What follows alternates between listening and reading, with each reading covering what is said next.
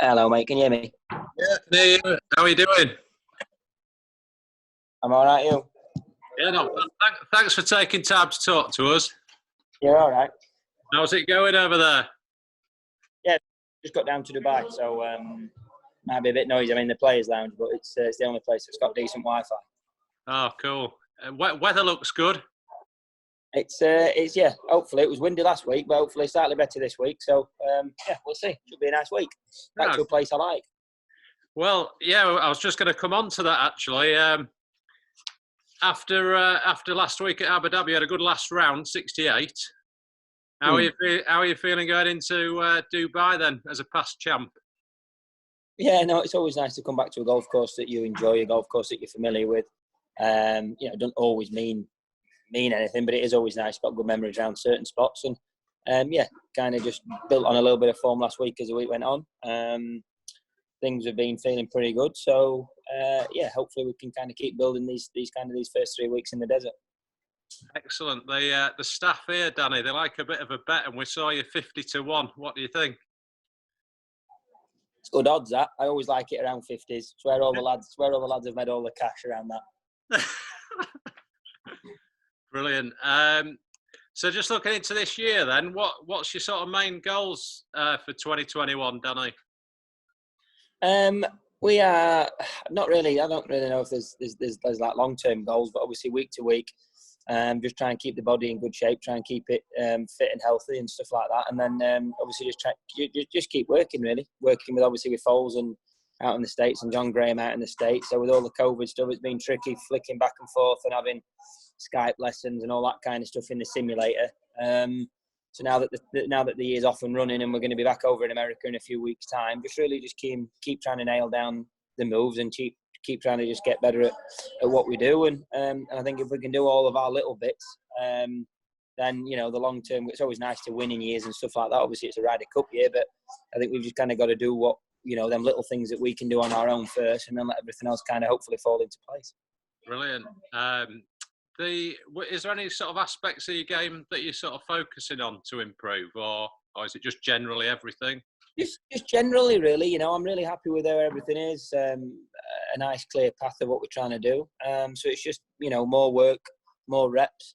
Traveling a little bit more with the guys, with the trainers, with the physios to make sure that the body stays as good as it can be. And that would then allow you to practice more, to get the reps in to do what you want to do. So just kind of, it really is like just fine tuning bits of everything. If you can just get them little percentage gains in every aspect, and then you get a little bit of luck that things go your way on a week to week basis, which everyone needs to happen to win golf tournaments. Then hopefully we can be up there a few times. Brilliant.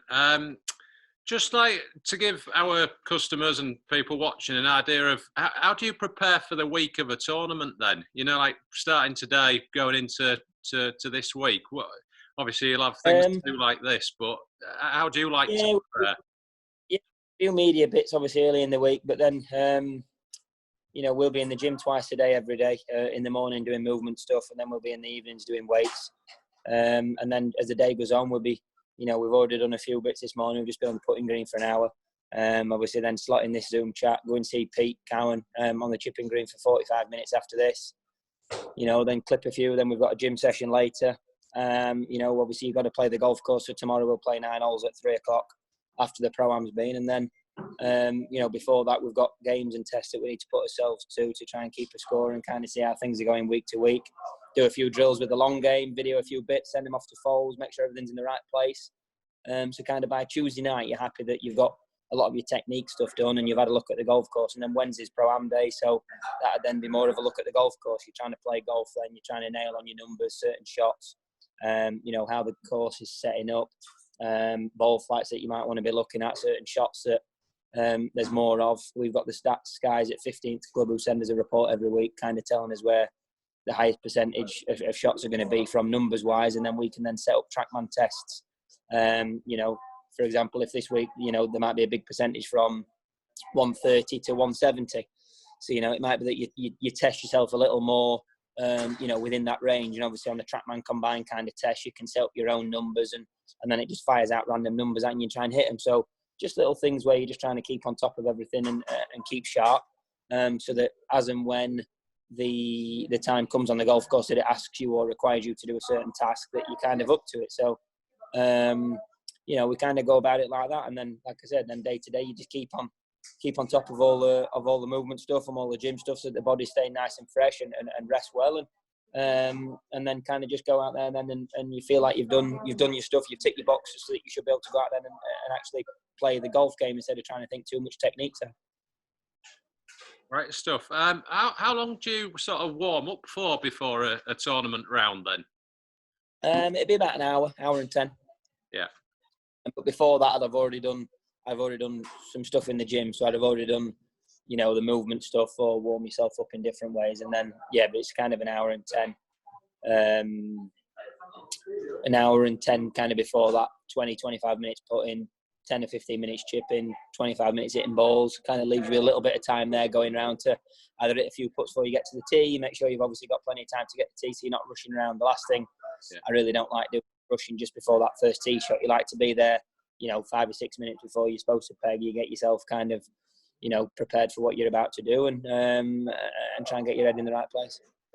Great stuff. Obviously, you're sponsored by Callaway. What's new in the bag for this year, Danny? Is there anything new in there yet? Yeah, we're on the new Chrome Soft LS ball. That was the first time last week. I've been testing it at home. Found it to be really good. Kind of gave me what I needed on knockdown shots and on when I was taking numbers off. It was spinning a little bit more, which was nice. Able to stop it quicker on the greens. We're tinkering around still with the new driver in 3-wood. We're really close with that, which is good. It's been tough to test in the simulator at home just because you don't quite see the ball flight and the spin rate's as good because it's indoor. So we kind of have to wait till we've got a bit of good weather for that. So we're just trying to tinker that stuff in. I've got the new irons. So I don't know if you can get them in Europe. I got them from America last year. So I've got the brand new irons in the bag, which is nice. And then the wedges, again, are obviously they're a new set of them, but they're just the wedges I've had for a long time. So, putters the same, total is the same. So actually for me, it's quite a newish thing. Obviously changing balls, often quite a big deal, but this ball has been pretty good. So getting into that straight away and getting the spin rates correct is always a nice one to get that kind of nailed off early in the season. I was using a ball that was kind of 4 or 5 years old. So obviously the guys are really trying to push to getting the new stuff, so you're getting the most out of it. So that's been nice that's kind of slipped in straight away. How's it compared distance-wise to your old ball, Danny? Very similar. Very, very similar. Slightly different cover, slightly different dimple pattern. Performed nicely last week in the wind. Like I said, it spins a little more than my old ball, but that helps when you're trying to hit them little like 3/4 shots. Actually, the spin then as it's coming into the green is still enough to hold it. You don't quite get that one that kind of comes off a bit quick and a bit flyy. So yeah, it's one of them. There's still, regardless of what you do when you change, there's always going to be a little bit of time for adaptation in what you're trying to do. So, but the early signs are pretty good. Good. Who fits you for your clubs, and where would you go if it wasn't COVID times? I'm really lucky. Obviously, Garby's only 20 minutes up the road from me, from where I am. So, I do a lot of stuff with Garbs, chat to Garbs a lot. In America, Woody, who used to work in Europe, builds all the clubs for me, and in Europe, Monksy builds them all. So, I've got a really nice team of guys that I've actually known for a lot of years.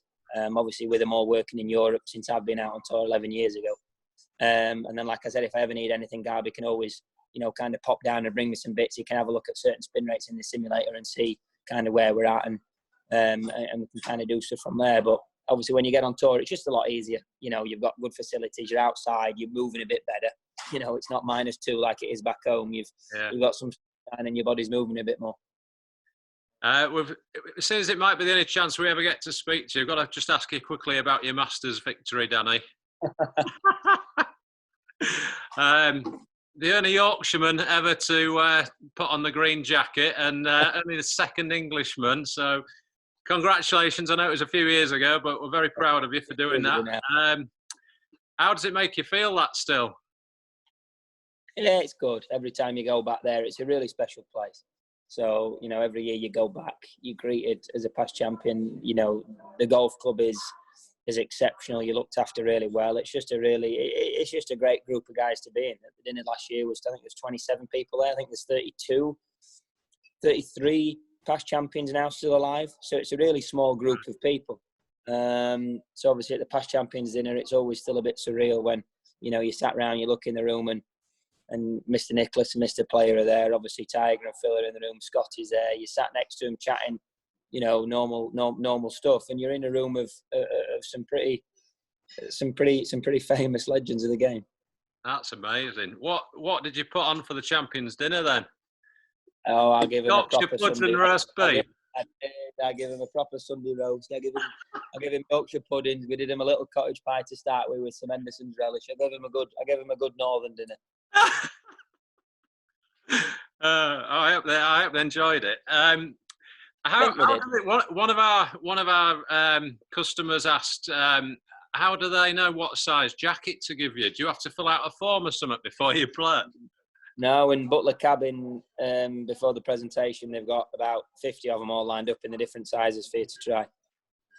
Right. So you go in, you roughly tell them what size you are, and the guys kind of find you the one that'll be yours. And then I think next time I go out, I might have it tinkered a little bit, might get it tailored a little bit more by the guys there, and then it's yours forever. Gets embroidered, and it's in your locker. Mine's next to me and Woozy share a locker. So.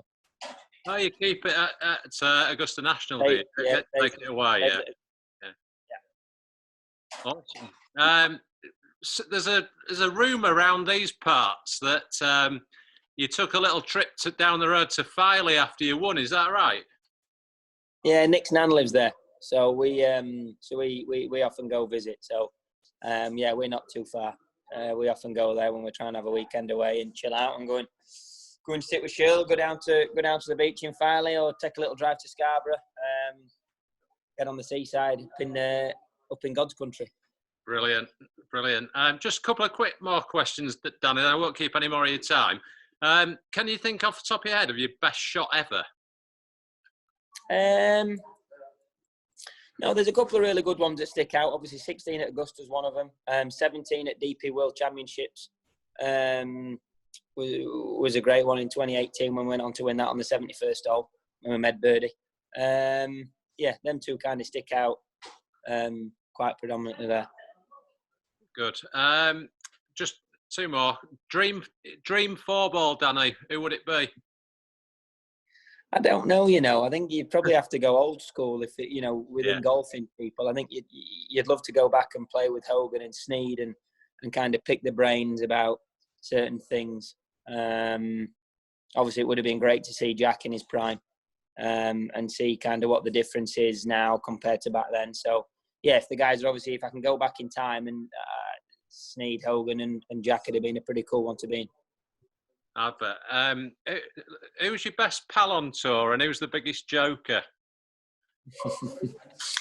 Again, I'm fortunate. My best pal's my caddy. His best man at my wedding. He's obviously been on the bag now for a good bit in Sam. Good golfer himself. But then obviously within the golfers, probably Paul Waring. Me and Paul spent a lot of time with each other growing up through England coaching and stuff like that. Tyrrell's, me and Tyrrell have spent a lot of time with each other over the last few years. So, I